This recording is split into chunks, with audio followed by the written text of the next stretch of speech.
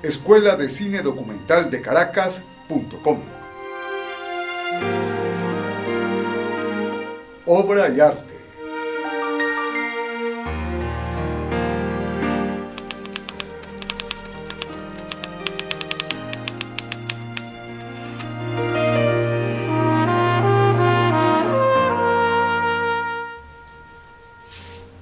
Hoy conoceremos la obra y el arte de Eduardo Liendo, escritor venezolano.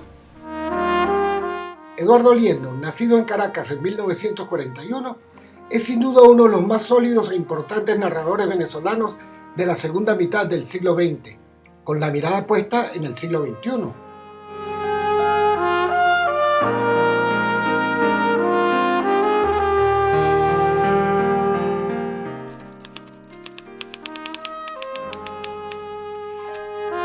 El oficio de escritor ha ocupado gran parte de mi reflexión en torno al hecho mismo de realizar mi trabajo novelístico y cuentístico. Para ser un escritor es necesario, es primordial, ser un magnífico lector, un buen lector. La condición del oficio del escritor se agudiza, se desarrolla con la lectura de otros textos, y la originalidad del autor está dada por las múltiples influencias que recibe de esas lecturas.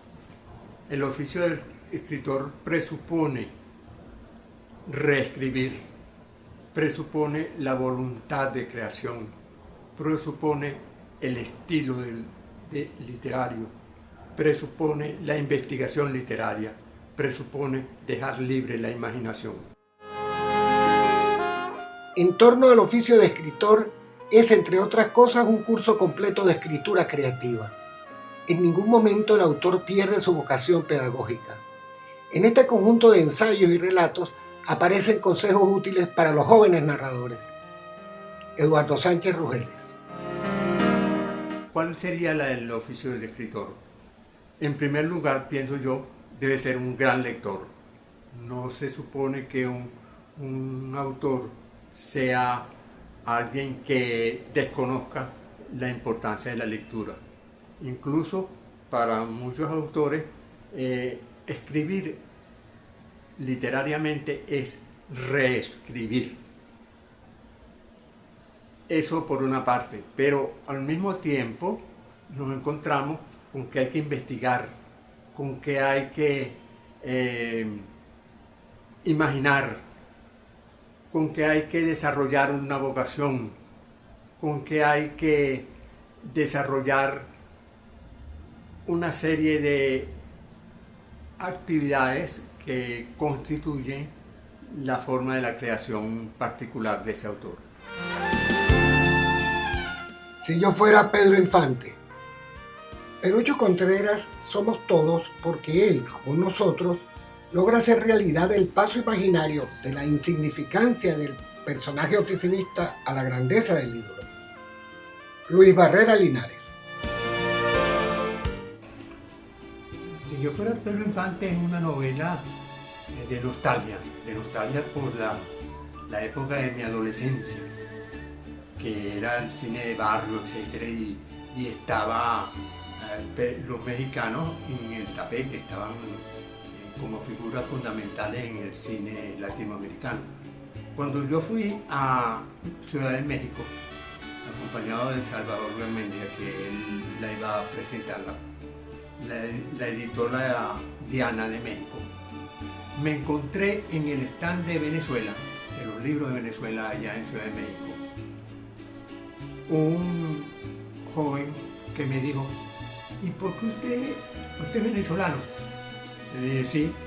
¿Y por qué usted escribió sobre Pedro Infante si él es mexicano? Entonces yo le tuve que explicar que Pedro Infante era una figura no solo en México, sino en toda Latinoamérica para esa época. Él me dijo: es que todos los muchachos pobres de México lo que queremos es ser Pedro Infante. Claro, si Pedro Infante era el galán que había partido de la pobreza y se había hecho millonario, que tenía una instalación que se llamaba la Ciudad Infante, donde tenía hasta iglesia en el lugar, y las canciones y las novias de Pedro Infante lo llamaban el Mil Amores. Entonces, bueno, todas esas cosas me indujeron a escribir esta novela, que me ha proporcionado unas cuantas satisfacciones, ha sido reeditada muchas veces. El mago de la cara de vidrio. Una caja mágica trastoca la vida de los Rodríguez Fernández. Y es que todo ha cambiado desde que el televisor llegó a casa. Son los años 60 en un modesto hogar caraqueño y la novedad de la pantalla chica ha vuelto todo de cabeza. El televisor es quizás la invención más extraordinaria del siglo XX. ¿Por qué? Porque un hecho que toman unas cámaras muy particulares, se reproducen de una manera tan múltiple que hoy podemos contemplar, por ejemplo, que un gol que ocurre en un estadio en X es contemplado por millones de personas, chinos, húngaros, venezolanos, irlandeses, norteamericanos, etc. O sea que la televisión multiplicó hasta casi el infinito la posibilidad de recrear la imagen. Hoy en día hay otras formas que se anexan a la televisión. Ya las conocemos, el celular, todas esas cosas maravillosas. Instrumentos del hombre para comunicarse con el mundo y para dar a conocer el mundo. Yo en la prisión leí con mucho detenimiento una obra de Antonio de Pasquali, ese gran intelectual venezolano, que se llama Comunicación y Cultura de Masas. Y aunque yo no tenía mayores conocimientos del tema, me empapé allí de elementos como el fetichismo de la mercancía, por ejemplo, la importancia de la mercancía, la importancia de la publicidad,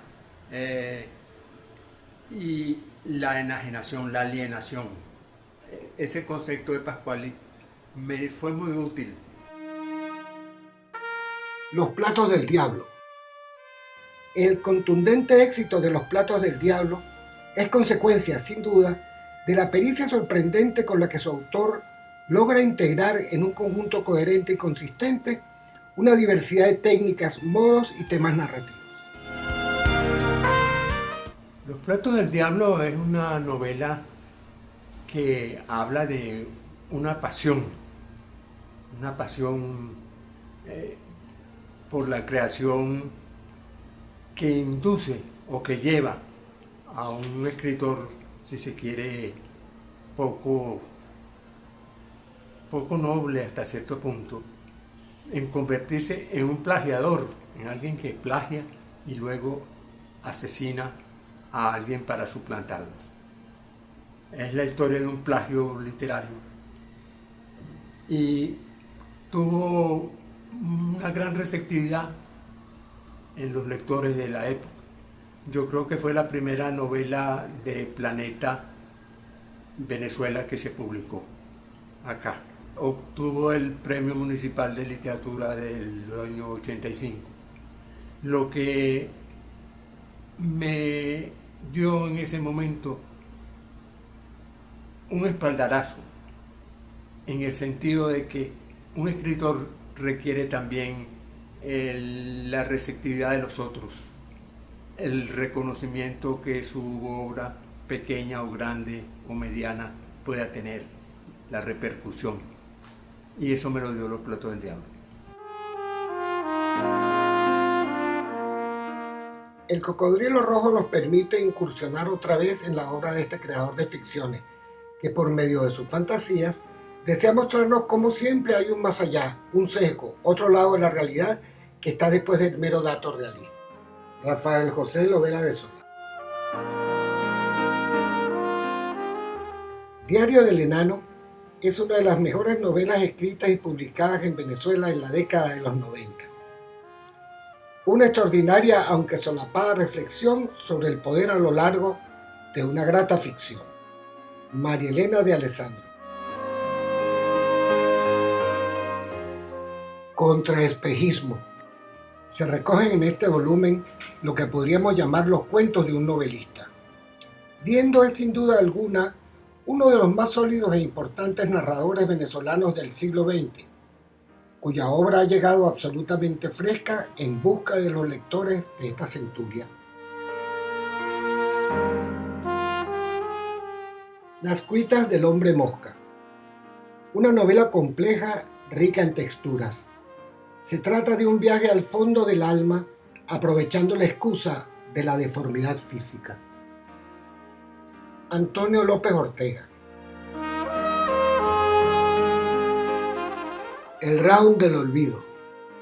Las peripecias del Round del Olvido conducirán al lector por la semblanza de otros olvidados, así como por situaciones de conspiración, guerrilla, secuestro, combate de boxeo y pertinentes evocaciones de Caracas, Moscú y Nueva York.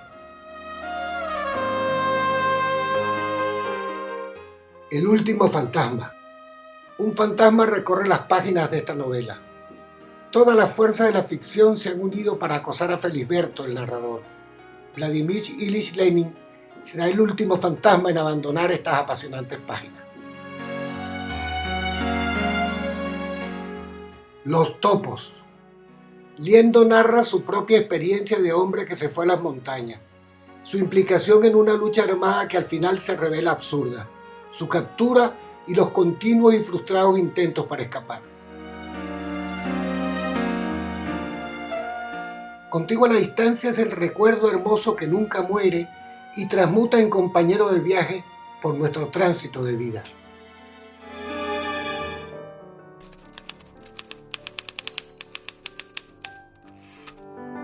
La libertad podríamos decir que es una condición o una situación quizás, porque no somos plenamente humanos si no somos libres. Y con esto de la plenitud quiero decir que incluso en condiciones de encierro máximo, un hombre puede ser plenamente libre.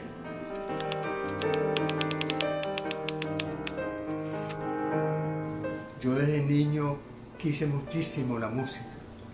Además, mi familia estuvo tocada un poco por el hecho fundamental de que mi tía Carmen Liendo fue una gran soprano, la hermana de mi papá. Y fue la primera cantante venezolana que estuvo en la ópera de Milán. Yo no sé por qué yo no me hice de alguna manera un músico. Me hubiera gustado ser un cantante popular, no pude, o no lo intenté. En algún tiempo creo que tuve la potencialidad de lograrlo. De mi tía Carmen me queda este recuerdo. Ella me enseñó esta canción. Hay inmediato a mi casa un aprendiz de violín, que se ha dispuesto, por cierto, a no dejarme dormir por la mañana, el solfeo por la tarde, ni un momento de descanso, sí, el demonio del aprendiz. Do, re, mi, fa, sol, la, si se equivoca, vuelve a empezar, solfa que solfa, sin descansar, y este tormento tan singular, todos los días me hace pasar.